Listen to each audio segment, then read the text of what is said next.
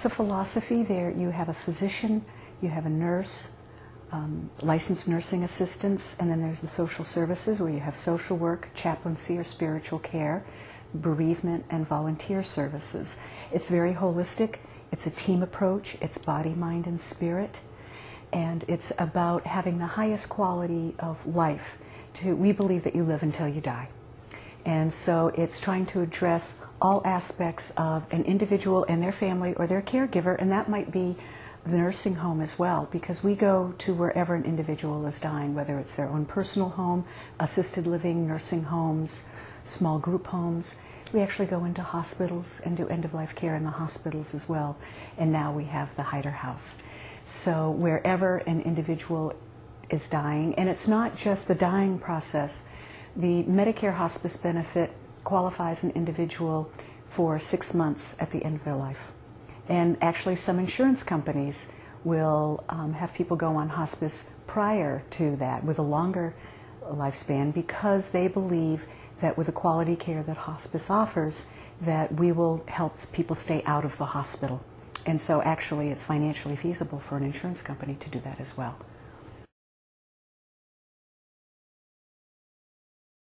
An individual has a life-limiting illness. The physician has determined that they qualify for hospice care. The individual and the family has determined that they would like to have hospice. And then what we do is we will come in, we do what we call an initial visit, and we talk about, my preference is that a nurse and a social worker or a chaplain or social services person go in and speak with the family.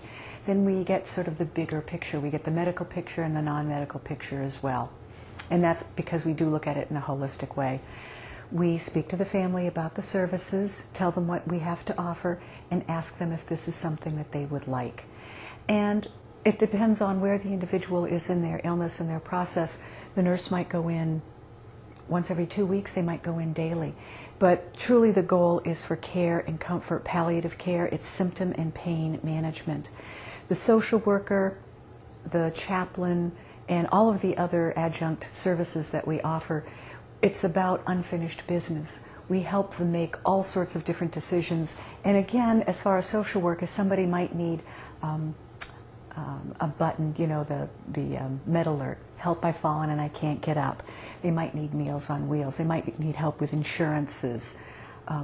Speaking to a family member, we do family meetings. We bring people together. We offer psychosocial and emotional support, but we do very practical things as well.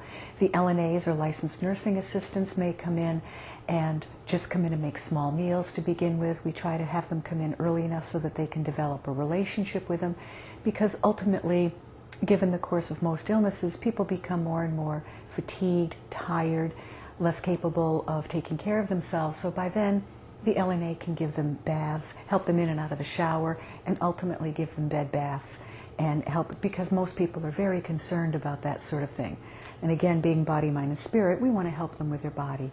The chaplains come in and help them with not just necessarily religious issues, although for some people it is a religious issue or a faith community issue, but it's also one of their connection to the universe. Why me, why now? And all sorts of issues of what's going on in their lives. Any unfinished business, we help people with funerals. It really is a complete spectrum of not just end-of-life care, but life care.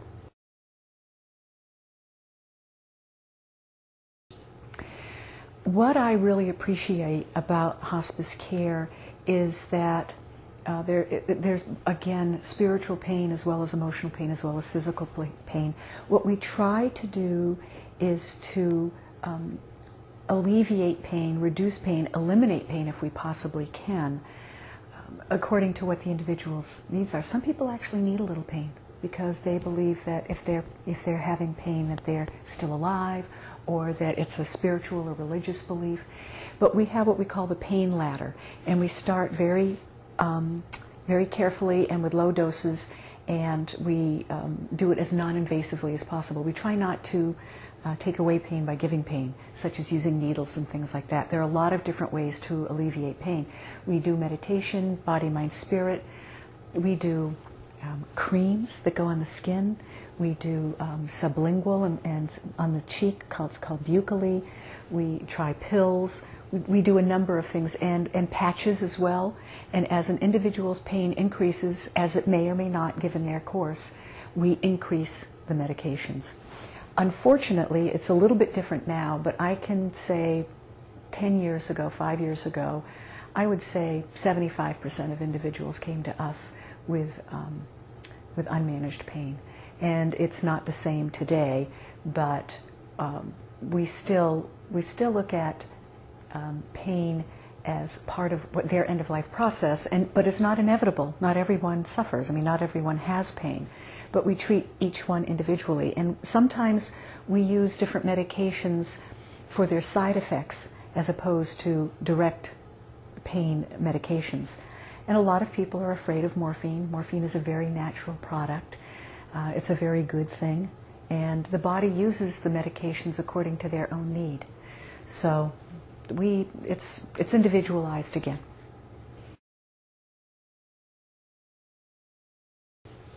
Many people want to be home, but not everyone does.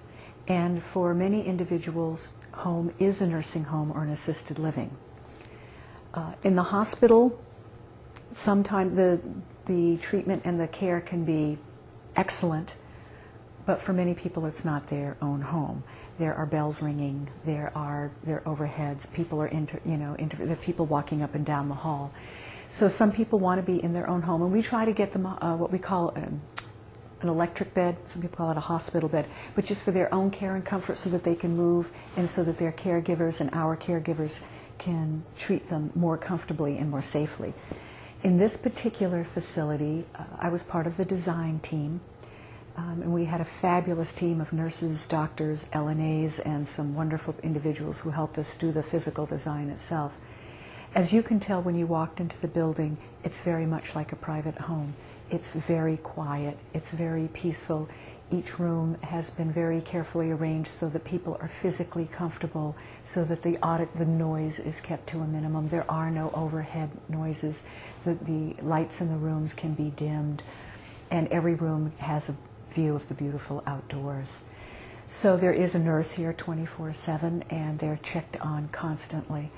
The chaplains, we do have chaplains who come into the facility. We are spiritual care individuals. We also have social workers who work right here, and LNAs as well. As an individual is dying, what we find, again, everybody's process is different, but most people tend to withdraw. They go into themselves. They can tolerate less and less outside stimulus. So depending on folks, if they're coming in, there's a lot of people coming and going. Depending on the circumstances, we will say, will you please, why don't you come in one at a time and say goodbye? Why don't you say what you need to say to the individual?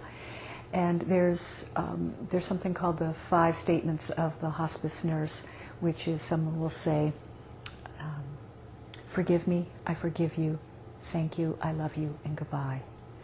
And we encourage people to have those conversations wherever someone is. But as people become more and more withdrawn, we try to help them have as quiet an environment as possible.